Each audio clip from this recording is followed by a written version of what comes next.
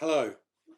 In this video, I want to talk about leadership in the context of COVID-19. And here, and in the discussion that I'm going to have soon, I'm speaking to the second section of our book, which has a contribution from me on leadership, one by Nick Steffens on compliance on followership, a chapter from Frank Moles on behavior change, and one from Matthew Hornsey on conspiracy theories. So what is leadership? Well, any encyclopedia of social science or management or organizational psychology will tell you that leadership is the process of influencing people in a way that motivates them to contribute to the achievement of group goals. There's a couple of things to note about that definition. Firstly, leadership isn't just about leaders, it's also always about followers.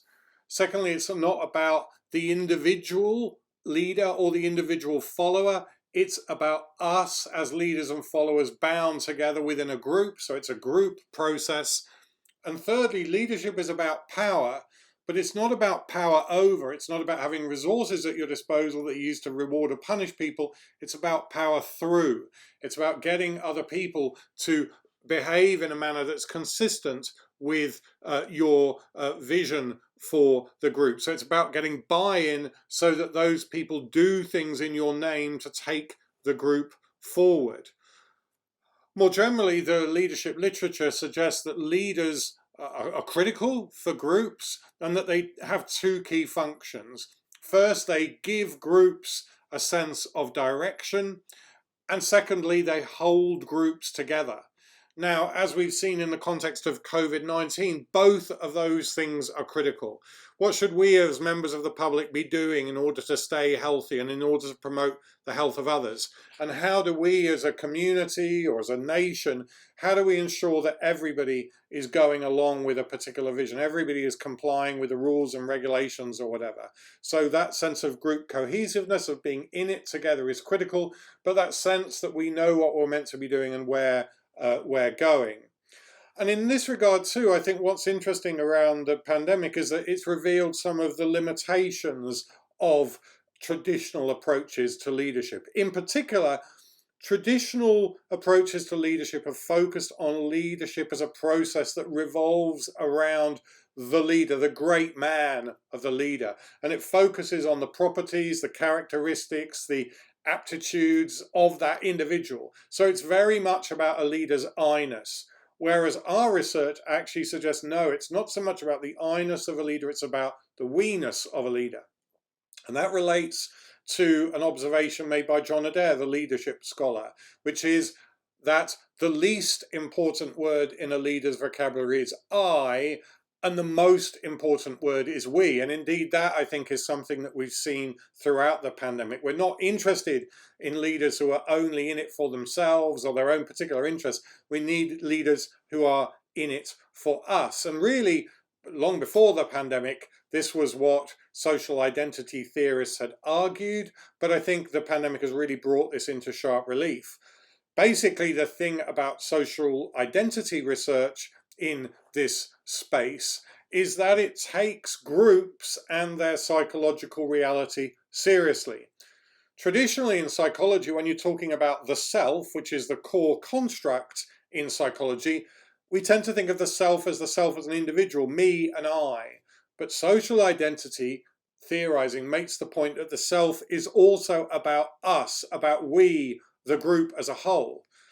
And actually, social identity theorizing argues that when people act in terms of social identity, this has a range of distinctive consequences for their behavior. In particular, when social identity is salient or meaningful, then people take the cue for their thoughts, their feelings, their actions from the group and the people who represent it. And who are those people? Well, broadly speaking, those are people who embody what the group is about, and it's because they embody what the group is about that they're able to lead and influence it. Okay, So leaders are people who represent a group and are seen to do so and to be taking the group forward. And leaders exert influence by virtue of their capacity to do that. Indeed, a point that we make is that without social identity, without a group to represent, there can be no leadership. So actually leadership critically centers on the cultivation and the advancement of social identity. More particularly, we have argued in our book, The New Psychology of Leadership, that actually successful leadership hinges on really 4 aspects of what we call identity leadership. That is, identity prototypicality, representing the group and being seen to be one of us. It's also about doing it for us, being an identity champion, advancing the group. It's also about creating a sense of shared identity, a sense of identity entrepreneurship. And finally, it's about embedding the idea of us in practice, in material reality. So that is what we refer to as identity impresarioship. And more broadly, we argue that in the leadership process, shared social identity is what leaders and followers or other group members need to cohere around. On the one hand, we've argued these processes of identity leadership are critical for getting that buy-in from group members, but at the same time, the internalization of social identity on the part of other group members is critical to what we refer to as their engaged followership. So really, the 2 sides of the coin here are identity leadership, which creates, advances, represents, and embeds that sense of shared identity, and then the engaged followership, which takes forward the leader's vision and helps to translate it into outcomes that matter to the group. And actually in the pandemic, we've sort of structured some of the key lessons of identity leadership around what we refer to as the 5 R's. And indeed, we have a leadership program which is called 5R, which instantiates these in practice. And in our book, The New Psychology of Leadership, we discuss those at great length too.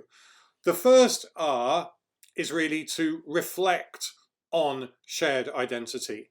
That really is making the point that leaders secure followership by building and drawing upon a sense of shared social identity. So if you look at the leaders who've been effective in the pandemic, people like Jacinda Ardern, some of the Scandinavian leaders in Canada, for example, again, what you see is that the building blocks of their success are the cultivation of that sense of usness. On the other hand, in countries where they have been less successful, in the United States, for example, in Brazil, in India, actually Belgium, actually there hasn't been that sense of shared social identity. There's been social division, and leaders have not been able to or wanted to, if you like, mend that division. And that inability to create a sense of us has been hugely problematic in terms of the public health response. The second R is to represent us and our goals. One of the things there is that leaders need to see groups not as the problem that's interfering with your ability to respond to the pandemic, but as the solution. And in that context, leaders need to treat group members respectfully, fairly, and as equal partners. So you can't, have one rule for us, the leaders, and have different rules for everybody else. And as you see with the saga around Dominic Cummings in the UK, if you are seen to not be treating people equally or fairly, that's hugely problematic in terms of getting that engaged followership, that buy-in. The third thing, you need to realize shared identity in plans and policy.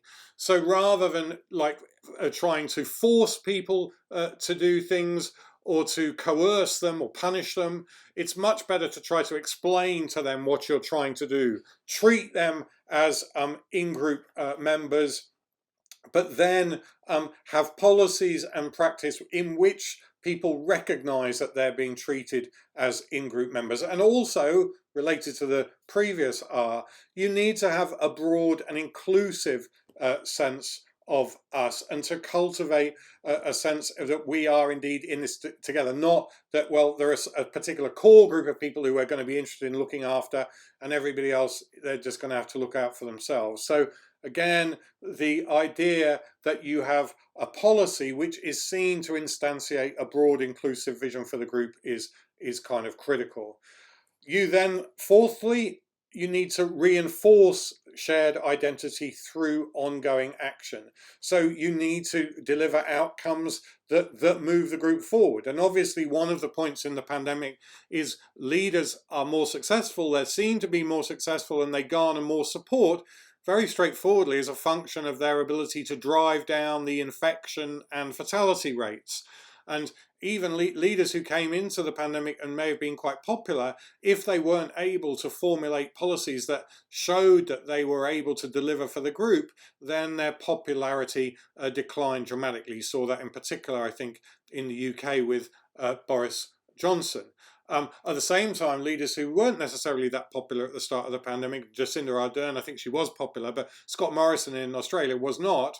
But as a function of the ability of Australia collectively to develop effective strategies for fighting the virus, then his leadership stocks increased dramatically. So those are all things that you should do, like, if you like, when the crisis is upon you. But the fifth R actually is really the first R, which is to ready your group for mobilization. So leadership is going to be more effective if prior, in a crisis, if prior to that crisis, you know, the group is an intact, meaningful entity. And obviously countries like New Zealand, Scandinavian countries, they had an asset coming into the pandemic because there was a strong sense of shared identity and shared purpose before that crisis hit. Whereas the United States, which were characterized by high levels of social division, again, that's not the best place to start from. You want to have high levels of what we call social identity capital. You need to build those closely.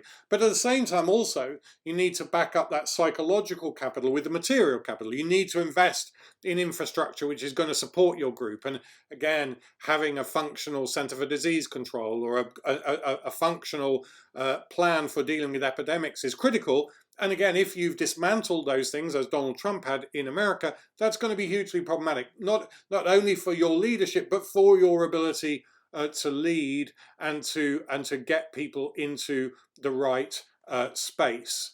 So the final, to wrap this up, the critical point here is that to understand the psychology of leadership generally, but actually especially in a pandemic, we need to move beyond the individualistic models, the leader-focused, leader-centric models that have dominated the field to date.